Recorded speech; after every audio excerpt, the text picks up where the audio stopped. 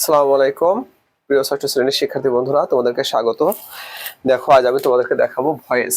ঠিক আছে, ভয়েসের 1 নম্বর পার্টটা তোমাদেরকে দেখাবো। দেখো, প্রথমেই আমি তোমাদেরকে দেখাচ্ছি ভয়েসের মানে টেন্সের অংশের সূত্রটা কি, এটা আমি তোমরা শিখবো।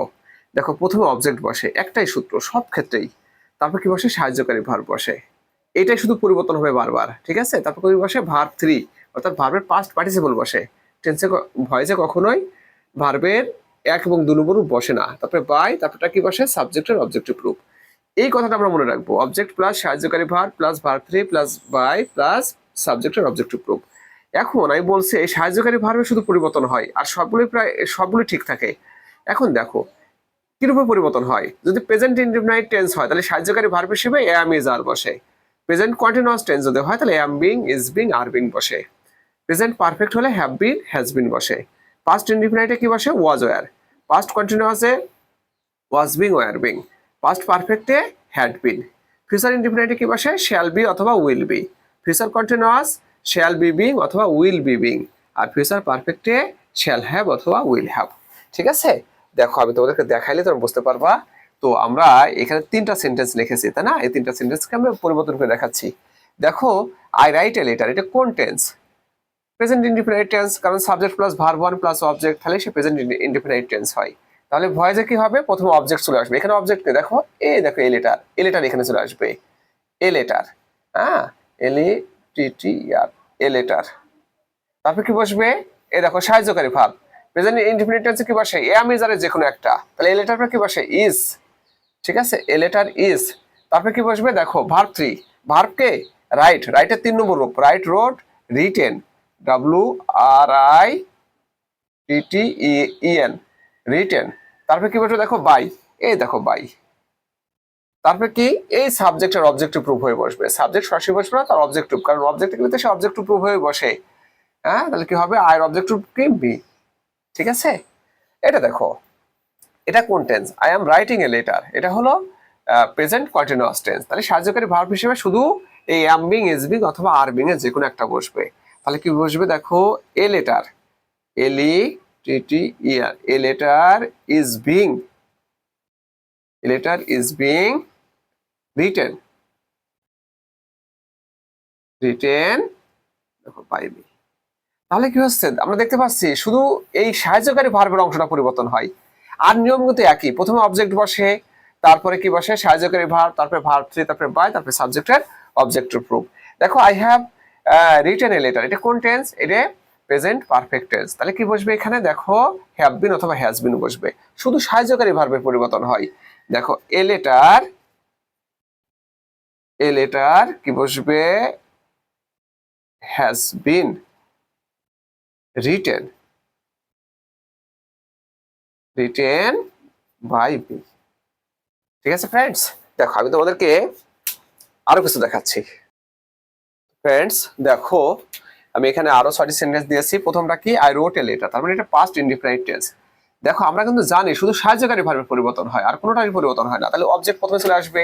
প্রথমে কি আসবে? এ লেটার, হ্যাঁ, এ লেটার। তারপর কি আসবে?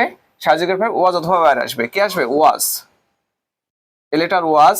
এখানে রোট হচ্ছে আমাদের ভার্ব, ভার্বের 3 নম্বর রূপ বসবে, তাই না? Right, wrote, written, W R I T T N, written. তারপর কি হবে? বাই। তারপরে সাবজেক্টের অবজেক্ট রূপ, আর অবজেক্টের রূপ কি? মি। ঠিক আছে, এ দেখো, I was writing a letter, এটা কোনটা? এই যে পাস্ট কন্টিনিউয়াস টেন্স। তাহলে কি? ওয়াজ বিং অথবা ওয়্যার বিং বসবে, আর সব ঠিক থাকবে। তাহলে কি হবে? দেখো, এ লেটার, লেটার কি হবে? ওয়াজ বিং, বিং, ভার্বের 3 নম্বর রূপ বসবে, রিটেন, রিটেন বাই মি। ঠিক আছে, এটা দেখো, এটা কোন টেন্স? এই যে পাস্ট পারফেক্ট টেন্স। হ্যাঁ, পাস্ট পারফেক্ট টেন্সে কি বসবে? সাহায্যকারী ভার্ব হিসেবে হ্যাড বিন বসবে। তার মানে শুধু সাহায্যকারী ভার্বের পরিবর্তন হচ্ছে। দেখো, তোমরা এটাই শুধু খেয়াল রাখবা যে টেন্স যদি চিনতে পারো তাহলে কিন্তু বুঝতে পারবা। আর টেন্স অনুসারে ভার্বের কি পরিবর্তন হয়, সাহায্যকারী ভার্বের, সেটা তোমাদের মাথায় রাখতে হবে। দেখো কি হবে? A letter, letter had been, তারপরে verb 3, written, written by me. তারপরে দেখো, এটা কিন্তু ফিউচার ইনডিফিনাইট টেন্স, তাই না? তারপরে শ্যাল বি অথবা উইল বি আসবে, তাহলে কি হবে? এ লেটার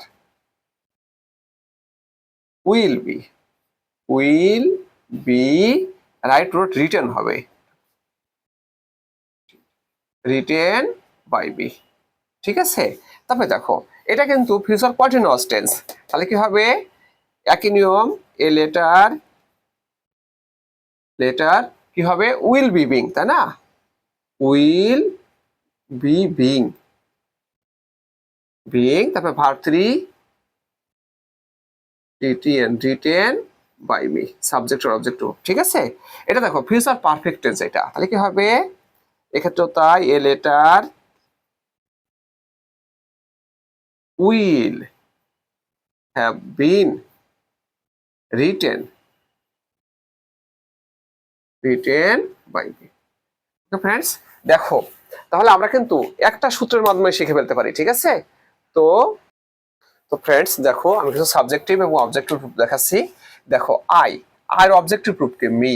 ঠিক আছে, উর অবজেক্টিভ প্রুফ কি? আস। উই থাকলে আস হয়ে যায়। ঠিক আছে, ইউ কি হয়? ইউই হয়। হি থাকলে হিম হয়। সি থাকলে হার হয়। দে ইট, সরি ইট ইট। ঠিক আছে, তারপরে দে দেম, তারপরে দে অল থাকলে কি? They all, all of them. They all থাকলে অল অফ দেম। আর উই অল থাকলে অল অফ আস। আর কোনো নাম থাকলে, কোনো নাম থাকলে কি হয়? কোনো নামই হয়। ঠিক আছে, কোনো পরিবর্তন হয় না, কোনো নাম। ঠিক আছে ফ্রেন্ডস, তো তোমাদেরকে অসংখ্য ধন্যবাদ এই ক্লাসে অংশগ্রহণ করার জন্য। খোদা হাফেজ।